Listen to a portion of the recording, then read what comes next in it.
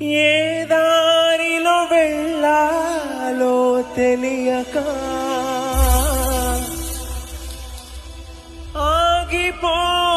ఆగిపోయానయ్యా.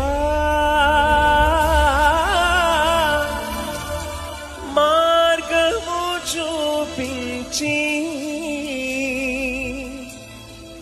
కరుణతో నడిపించు యేసయ్యా.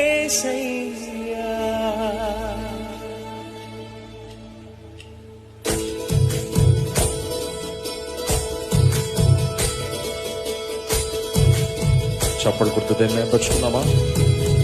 ఆయన సమస్తానికి ఆధారమైన వాడు,